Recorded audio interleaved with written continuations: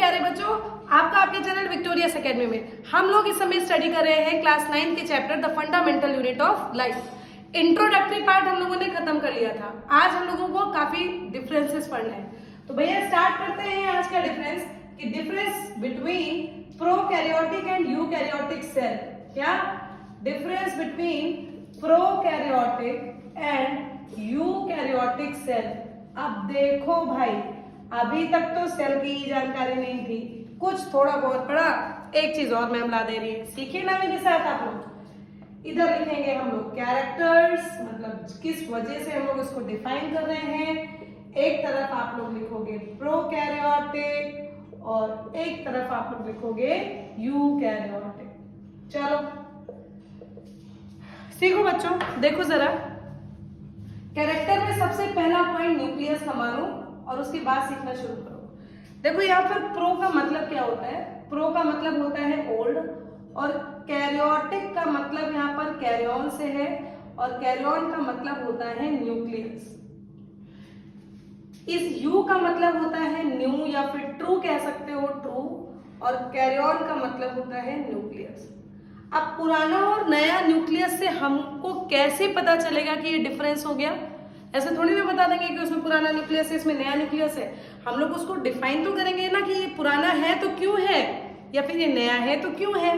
तो बच्चों ये समझ लीजिए कि इस न्यूक्लियस के ऊपर न्यूक्लियर मेम्ब्रेन नहीं होती। मेरे साथ याद कीजिए, that nuclear membrane is absent. जो प्रोकैरियोटिक का न्यूक्लियस होता है उसके न्यूक्लियस में न्यूक्लियर मेम्ब्रेन एब्सेंट होती है। सबसे महत्वपूर्ण डिफरेंस यही है बच्चों, सबसे important difference, that in nucleus of prokaryotic cell the nuclear membrane is absent. Nucleus को कवर करने के लिए एक मेम्ब्रेन होती है, वो न्यूक्लियस में एब्सेंट होती है।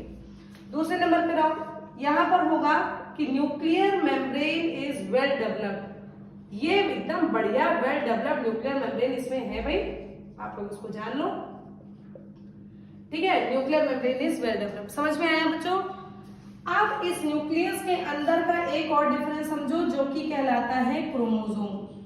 क्रोमोसोम क्या होते हैं बता चुके हैं। क्रोमोसोम वो स्ट्रक्चर होते हैं जिसकी वजह से माता पिता के कैरेक्टर हमारे अंदर ट्रांसफर होते हैं। क्रोमोसोम के कारण ही होते हैं बेटू।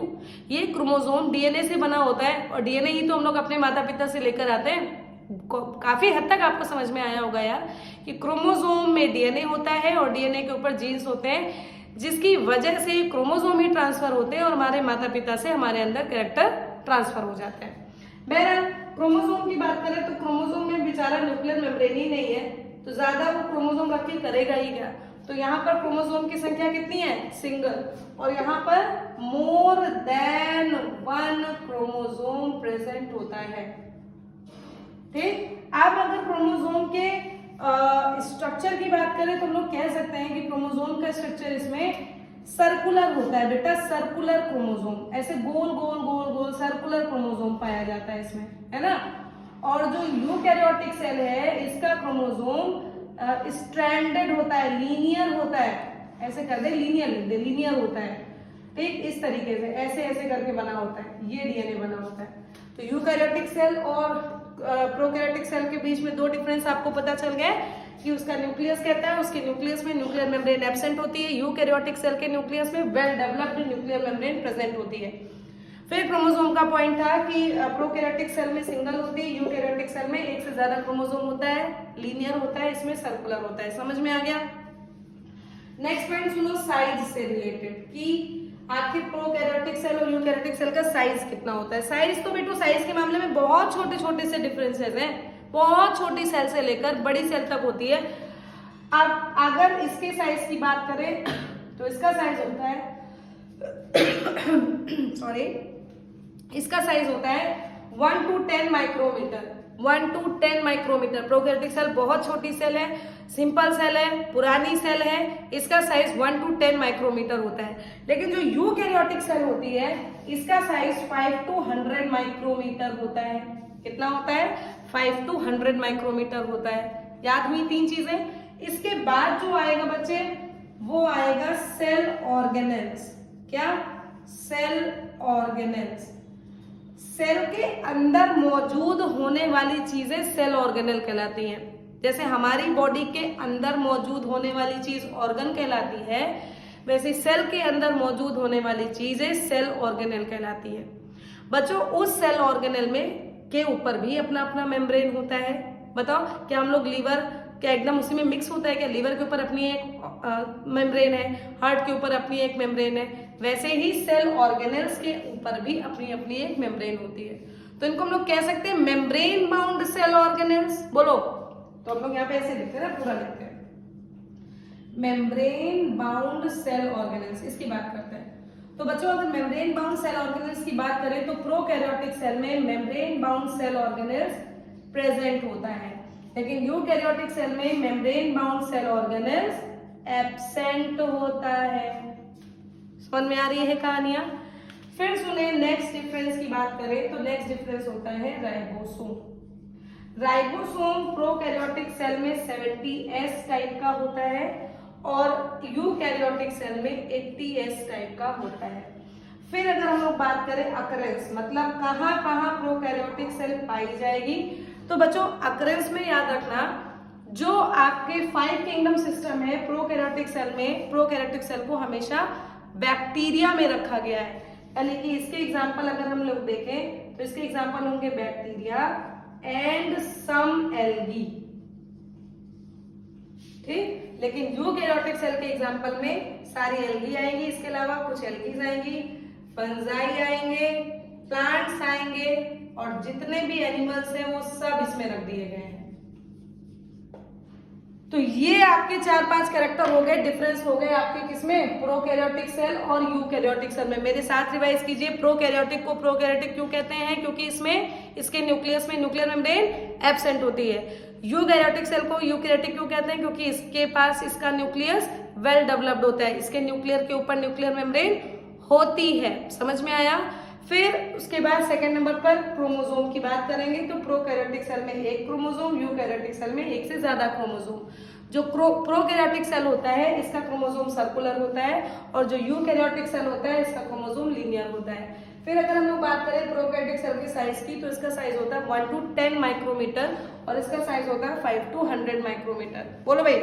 फिर अगर हम लोग बात करें मेम्ब्रेन बाउंड सेल ऑर्गेनेल्स की तो प्रोकैरियोटिक में प्रेजेंट है, यूकैरियोटिक में एब्सेंट है। राइबोसोम्स की अगर हम लोग बात कर लेते हैं तो राइबोसोम प्रोकैरियोटिक सेल में 70S टाइप का होता है और यूकैरियोटिक सेल में 80S टाइप का होता है। राइबोसोम क्या होता है आप लोगों को अभी थोड़ी देर बाद पता चलेगा।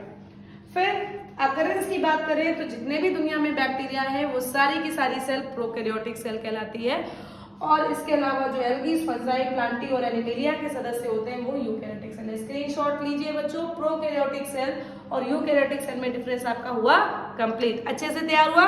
स्क्रीनशॉट लीजिए। चलिए अब हम लोग डिफरेंस देखते हैं प्लांट सेल और एनिमल सेल में। चलिए देखिए भैया,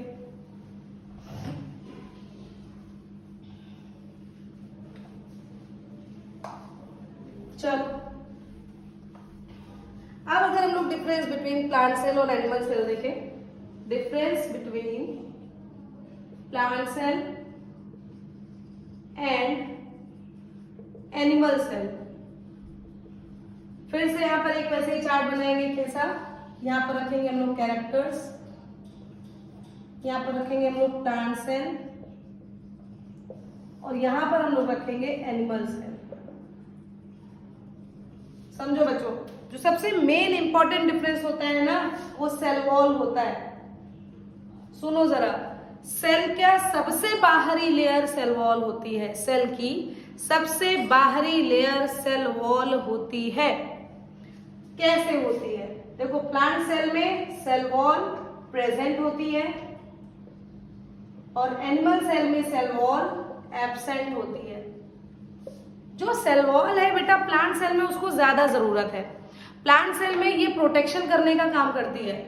एनिमल सेल में सेल वॉल प्रेजेंट नहीं होता है, इसलिए स्किन वगैरह, स्किन कोई सेल वॉल थोड़ी ना है यार, स्किन तो आपकी एक आउटर मोस्ट स्ट्रक्चर है आपकी बॉडी का, दैट्स इट। समझो यार, सेल वॉल प्लांट सेल में प्रेजेंट, एनिमल सेल में एब्सेंट। ये सेल वॉल आगे जाके आपको पता चलेगा कि किस मेटल का होता है, मतलब किस मटेरियल का बना होता है जब हम लोग सेल वॉल पढ़ेंगे तब। सेकेंड नंबर पे आओ, प्लास्टिड। प्लास्टिड। प्लास्टिड की अगर हम लोग बात करें बच्चों, प्लास्टिड 3 प्रकार का होता है। जब हम लोग बात करेंगे, देखो प्लांट आपके हरे भरे दिखते हैं ना, हरे भरे के अलावा इसमें बहुत सारे कलर दिखते हैं, जैसे पीला, हरा, नीला, गुलाबी, ऑरेंज, बहुत सारे कलर आपको प्लांट में दिखते हैं। वो सारे कलर कहाँ से आते हैं? वो सारे कलर आपको प्लास्टिक दिलाता है। तो अगर हम लोग प्लांट सेल की बात करेंगे तो प्लांट सेल में आपका प्लास्टिक प्रेजेंट होता है, आपका प्लास्टिक प्रेजेंट होता है। एनिमल सेल बताओ जरा, लाल, पीले, हरे दिखते हैं क्या? तुरंत जो शैतान बच्चे हैं ना वो कहेंगे हाँ मैम, फ्रॉग भी तो होता है हरा हरा। भैया ठीक है, फ्रॉग हरा होता है, लेकिन वो प्लास्टिक के कारण नहीं होता, उसमें दूसरे पिगमेंट होते हैं, ये दिमाग लगा लो। प्लास्टिड केवल प्लांट सेल में होते हैं जो उसको एक डेफिनेट कलर देते हैं। एनिमल सेल में ज्यादातर की स्किन डार्क कलर की, यानी कि स्किनी कलर, जैसे ब्राउनिश कलर होता है वैसी होती है। तो एनिमल सेल की बात करें तो एनिमल सेल में प्लास्टिड क्या होते हैं बच्चों? एब्सेंट होते हैं। चीजें क्लियर हो रही है कि नहीं हो रही? फिर थर्ड नंबर पे आओ। थर्ड नंबर पे आते हैं वैक्यूल। अभी देखो आप लोगों को इस सेल में ना सेल वॉल पता, ना प्लास्टिड पता, ना वैक्यूल पता, खाली डिफरेंस याद करो। अभी बस नेक्स्ट लेक्चर में, 1-2 लेक्चर में आपको इसके बारे में भी कंप्लीट जानकारी मिल जाएगी। वैक्यूल क्या होता है? सेल के अंदर वो स्ट्रक्चर जो चीजों को स्टोर करने का काम करता है, मतलब वैक्यूल वो हिस्सा है जो वेस्ट मटेरियल या फिर यूजफुल मटेरियल दोनों को अपने पास स्टोर रखने का काम करता है। तो सुनो जरा, प्लांट सेल में जब आपको फिगर बना के सिखा रहे होंगे तो प्लांट सेल में मात्र एक वैक्यूम, तो आप याद करोगे सिंगल वैक्यूम। फिर याद दिलाएंगे आपको, देखो डिफरेंस में ये बताया था, सिंगल वैक्यूल और बड़ा होता है, सिंगल वैक्यूल एंड लार्ज होता है। लेकिन अगर हम लोग एनिमल सेल की बात करेंगे तो एनिमल सेल में छोटे छोटे बहुत सारे न्यूक्लियस होते हैं, वो वैक्यूल होते हैं। तो यहाँ पर क्या होगा? मैनी वैक्यूल और छोटे छोटे एंड स्मॉल। समझ में आया? एक और पॉइंट समझ लो, पोजीशन ऑफ न्यूक्लियस, दोनों में आपको अलग अलग दिखेगी। Position of nucleus, position of nucleus आप बेटू एनिमल सेल में देखोगे ना तो एनिमल सेल में बिल्कुल बीचों बीच में आपको दिखेगी। अभी फिगर आपको बनवाते हैं, इसमें आपको बिल्कुल बीचों बीच में दिखेगी, तो आप इसको कह सकते हो सेंट्रिक, यानी कि न्यूक्लियस की पोजीशन एनिमल सेल में सेंट्रिक होती है, लेकिन प्लांट सेल में सेंटर से थोड़ा किनारे हटकर। तो यहाँ पे अगर हम लोग बात करेंगे तो इसको कहेंगे एक्सोसेंट्रिक, सेंटर से थोड़ा किनारे हटकर इसकी पोजीशन होती है। तो लो, दूसरा डिफरेंस भी आपने पढ़ डाला, प्लांट सेल और एनिमल सेल में डिफरेंस पढ़ लिया। सबको स्क्रीनशॉट लीजिए फटाक से इसका भी, ठीक। अब हम लोग डिफरेंस सीखेंगे कि what is unicellular and multi cellular organism. सीखो भैया, खूब अच्छे से सीखते रहिए, बहुत अच्छी अच्छी चीजें आप लोग पढ़ रहे हो छोटे लेवल पे, बहुत अच्छी अच्छी चीजें। अब हम लोग जो पढ़ने जा रहे हैं वो ये पढ़ने जा रहे हैं दैट डिफरेंस बिटवीन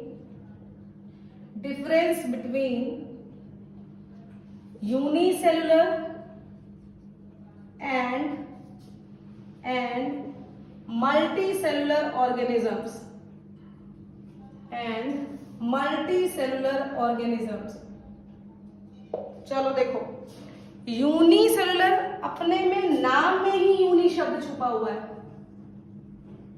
यूनिसेलुलर के नाम में ही यूनि शब्द छुपा हुआ है। यूनि का मतलब क्या होता है बच्चे? एक, यानी कि ऐसे ऑर्गेनिजम्स, ऐसे जीव, ऐसे लिविंग बीइंग जो केवल एक सेल से मिलकर बने हो।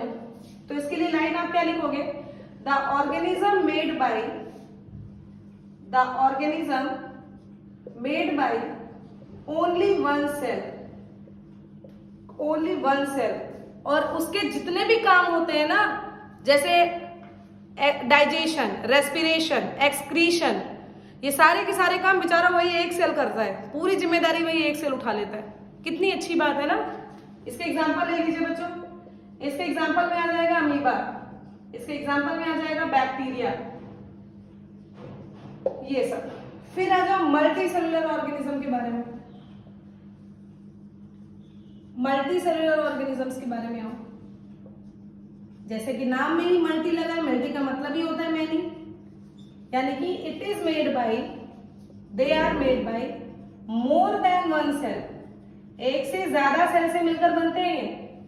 अब एक से ज्यादा सेल से अगर मिलकर बने तो आप लोग याद करो, पहले ही लेक्चर में बताया है, जब एक से ज्यादा सेल होती हैं और आपस में एक्यूमुलेट होती हैं तो उसको टिश्यू कहते हैं, और फिर इस टिश्यू के बाद ऑर्गन बन जाता है कि नहीं बन जाता है।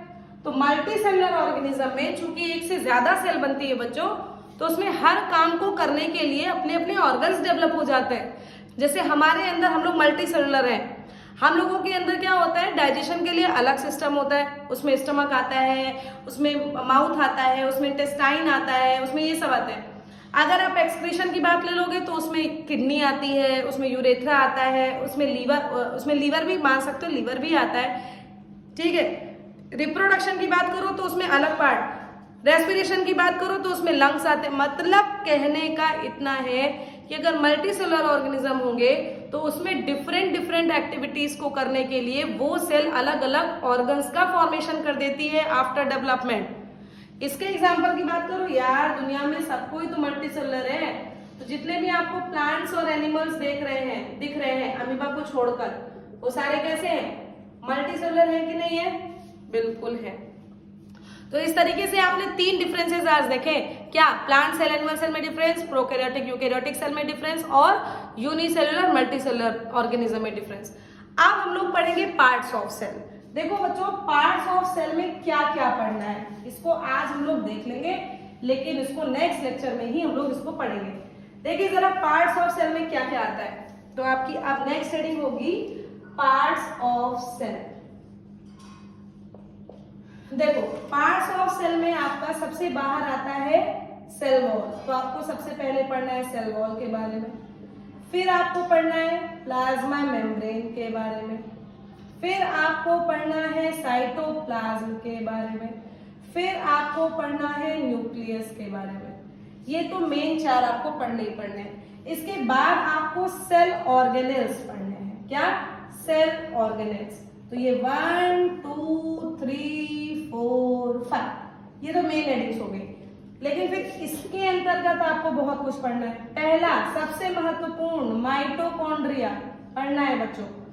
इसके बाद आपको पढ़ना है प्लास्टिड, इसके बाद आपको पढ़ना है एंडोप्लाज्मिक रेटिकुलम, एंडोप्लाज्मिक रेटिकुलम। इसके बाद आपको पढ़ना है गोल्गी बॉडी, इसके बाद आपको पढ़ना है माइटोकॉन्ड्रिया, इसके बाद आपको पढ़ना है लाइसोसोम,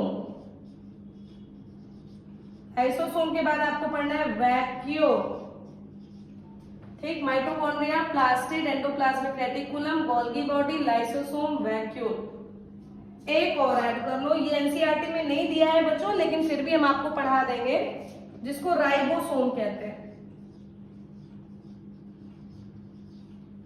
इतनी सारी चीजें आपको पढ़नी है। सोचो अभी ये चैप्टर इतना बचा है, इसमें हमको cell wall, plasma membrane, cytoplasm, nucleus और सेल ऑर्गेनेल, इतने सारे सेल ऑर्गेनेल पढ़ने हैं। और फिर एक छोटा सा हिस्सा बचेगा 10 मिनट का, जिसको हम लोग कहते हैं सेल डिवीजन। इतना पढ़ के आपका चैप्टर हो जाएगा समाप्त। तो आज आप लोगों ने क्या क्या सीखा मेरे साथ आप लोगों ने समझिए। प्रोकैरियोटिक यूकैरियोटिक सेल में difference, the main difference is that the presence और एब्सेंस ऑफ न्यूक्लियर मेम्ब्रेन, यही तो यहाँ बताया था। बाकी डिफरेंस आप लोग याद करेंगे, ठीक है, नेक्स्ट लेक्चर पे सबको याद होना चाहिए। इसके बाद आपने पढ़ा प्लांट सेल और एनिमल सेल में डिफरेंस, अच्छे से याद किया। फिर आपने डिफरेंस पढ़ा यूनिसेलुलर और मल्टीसेलुलर में डिफरेंस। फिर आपने पढ़ा पार्ट्स ऑफ सेल आखिर कितने होते हैं, इतने सारे आपको पार्ट्स ऑफ सेल यानी कि सेल के अंदर की जानकारी लेनी है। समझ में आया बच्चों? तो बस आज इसका स्क्रीनशॉट ले लीजिए। इसके आगे हम लोग मिलेंगे नेक्स्ट लेक्चर में, तब तक के लिए गुड बाय।